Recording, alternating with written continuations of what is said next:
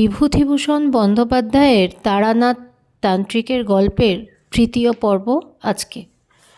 পাগলি তখনও বলে যাচ্ছে অনেক সব কথা, অদ্ভুত ধরনের কথা।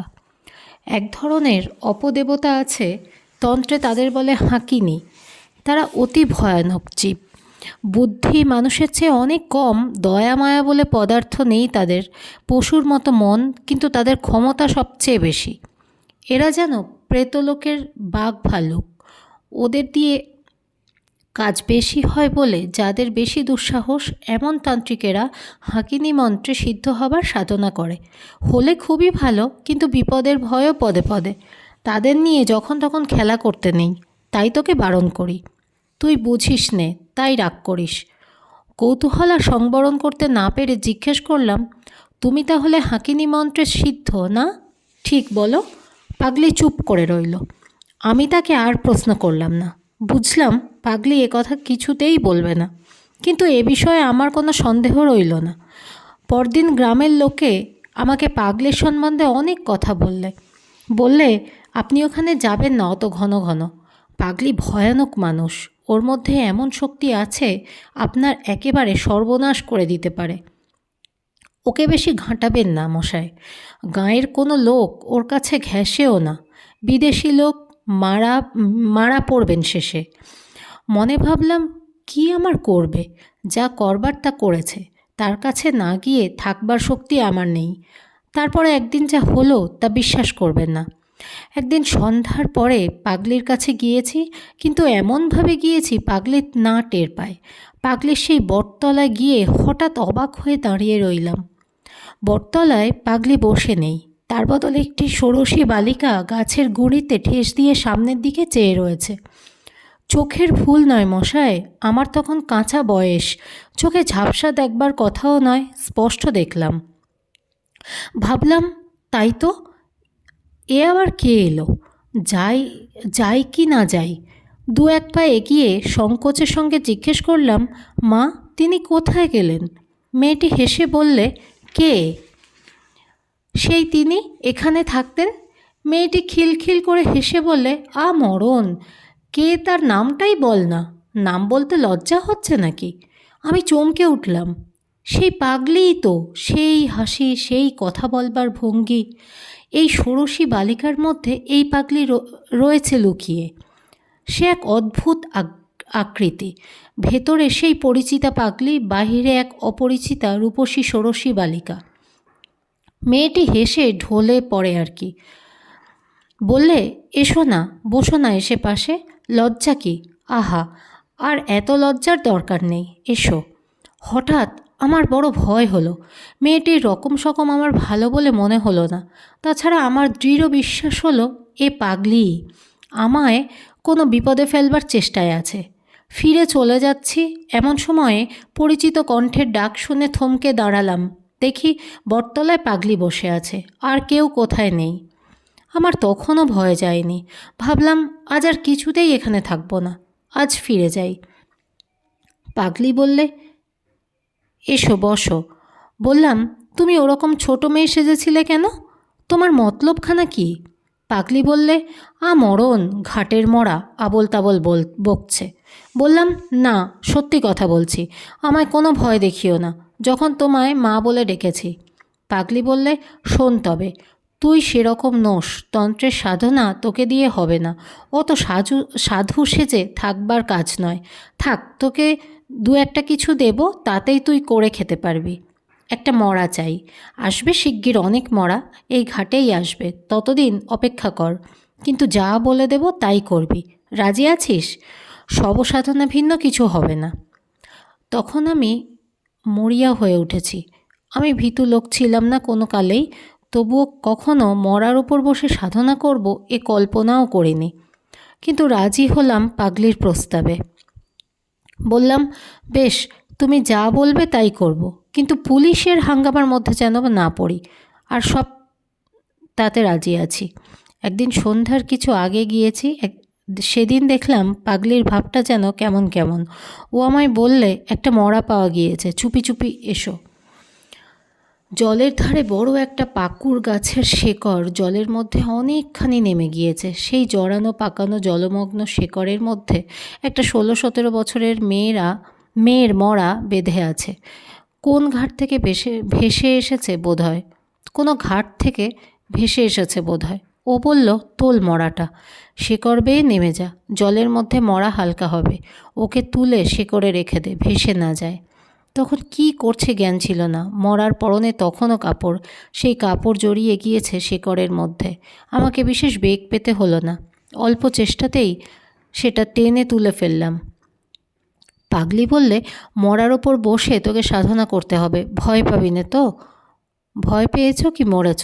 আমি হঠাৎ আশ্চর্য হয়ে চিৎকার করে উঠলাম। মরার মুখ তখন আমার নজরে পড়েছে, সেদিনকার সেই ষোড়শী বালিকা। অবিকল সেই মুখ, সেই চোখ, কোনো তফাৎ নেই। পাগলি বললে, চেঁচিয়ে মরছিস কেন? ও আপদ। আমার মাথার মধ্যে কেমন গোলমাল হয়ে গিয়েছে তখন। পাগলিকে দেখে তখন আমার অত্যন্ত ভয় হলো। মনে ভাবলাম, এ অতি ভয়ানক লোক দেখছি, গাঁয়ের লোক ঠিকই বলে। কিন্তু ফিরবার পথ তখন আমার বন্ধ। পাগলি আমায় যা যা করতে বললে সন্ধে থেকে আমাকে তা করতে হলো। শবসাধনার অনুষ্ঠান সম্বন্ধে সব কথা তোমায় বলবারও নয়।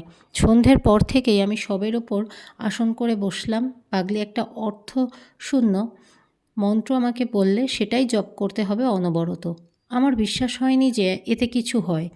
এমনকি ও যখন বললে, যদি কোনো বিভীষিকা দেখো তবে ভয় পেও না, ভয় পেলেই মরবে, তখনও আমার মনে বিশ্বাস হয়নি।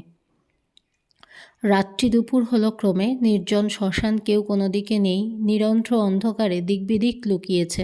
পাগলি যে কোথায় গেল তাও আমি আর দেখিনি। হঠাৎ এক পাল শেয়াল ডেকে উঠল নদীর ধারে একটা কষার ঝোপের আড়ালে। শেয়ালের ডাক তো কতই শুনি, কিন্তু সেই ভয়ানক শ্মশানে একটা টাটকা মরার ওপর বসে সেই শেয়ালের ডাকে আমার সর্বাঙ্গ শিউরে উঠল। ঠিক সঙ্গে সঙ্গে আরেকটি ব্যাপার ঘটল। বিশ্বাস করা না করা তোমার ইচ্ছে, কিন্তু তোমার কাছে মিথ্যে বলে আমার কোনো স্বার্থ নেই। আমি তারানাথ জ্যোতিষী, বুঝি কেবল পয়সা। তুমি আমাকে এক পয়সা দেবে না, সুতরাং তোমার কাছে মিথ্যে বলতে যাব কেন?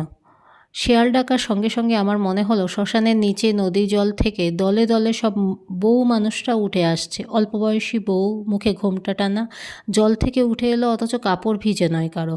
দলে দলে, 1টা 2টো 5টা 10টা 20টা, তারা সকলে এসে আমায় ঘিরে দাঁড়ালো। আমি এক মনে মন্ত্র জপ করছি, ভাবছি যা হয় হবে। একটু পরে ভালো করে চাইতে গিয়ে দেখি আমার চারপাশে একটাও বউ নয়, সব কররা পাখি। বীরভূমে নদীর চরে যথেষ্ট হয়, দুপায়ে গম্ভীরভাবে হাঁটে, ঠিক যেন মানুষের মতো। এই মুহূর্তে মনটা হালকা হয়ে গেল, এক মুহূর্তে মনটা হালকা হয়ে গেল। তাই বলো, হরি হরি পাখি।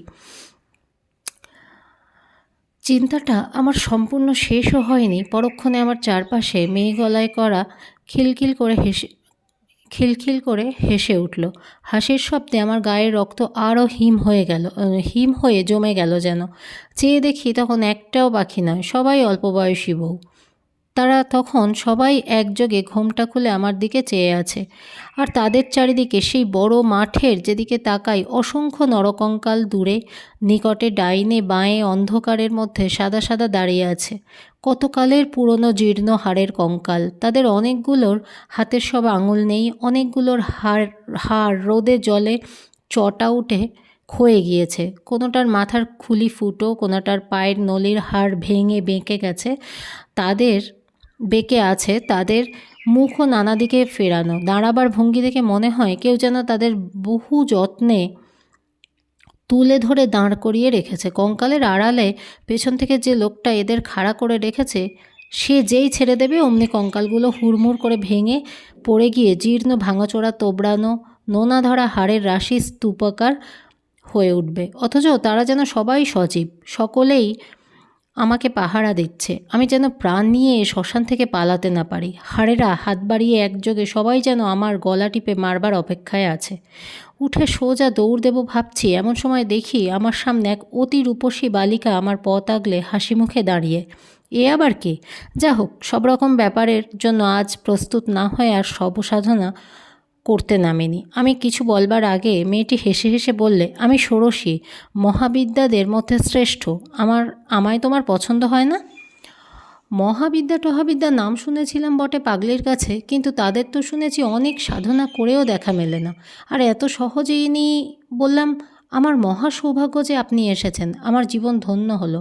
মেয়েটি বললে, তবে তুমি মহাডামরি সাধনা করছো কেন? আগে আমি তো জানি না কোন সাধনা কীরকম, পাগলি আমায় যেমন বলে দিয়েছে তেমনই করছি। বেশ, মহাডামরি সাধনা তুমি ছাড়ো, ও মন্ত্র জপ করো না। যখন দেখা দিয়েছি তখন তোমার আর কিছুতে দরকার নেই। তুমি মহাডামরি ভৈরবীকে দেখোনি? অতি বিকট তার চেহারা, তুমি ভয় পাবে। ছেড়ে দাও ও মন্ত্র। সাহসে ভর করে বললাম, সাধনা করে আপনাদের আনতে হয় শুনেছি, আপনি এত সহজে আমাকে দেখা দিলেন কেন? তোমার সন্দেহ হচ্ছে?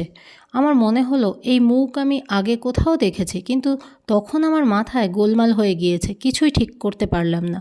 বললাম, সন্দেহ নয়, কিন্তু বড় আশ্চর্য হয়ে গিয়েছি। আমি কিছুই জানি না কে আপনারা, যদি অপরাধ করি মাপ করুন, কিন্তু কথাটার জবাব যদি পাই। বালিকা বললে, মহাডামরিকে চেনো না? আমাকেও চেনো না? তাহলে আর চিনে কাজ নেই, এসেছি কেন জিজ্ঞেস করছো?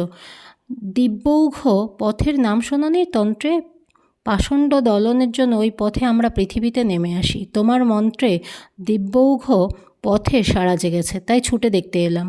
কথাটা ভালো বুঝতে পারলাম না, ভয়ে ভয়ে বললাম, তবে আমি কি খুবই পাষণ্ড? বালিকা খিলখিল করে হেসে উঠল, বললে, তোমার বেলা এসেছি সম্প্রদায় রক্ষার জন্যে, অত ভয় কিসের?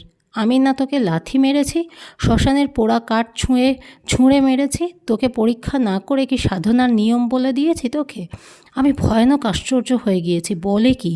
মেয়েটি আবার বললে, কিন্তু মহাডামরির বড় ভীষণ ডুব, তোর যেমন ভয় সে তুই পারবি নে, ও ছেড়ে দে। আপনি যখন বললেন তাই দিলাম। ঠিক কথা দিলি? বন্ধুরা, আজকে এই অবধি। পরের পর্ব তাড়াতাড়ি আসছে। ভালো থেকো সবাই।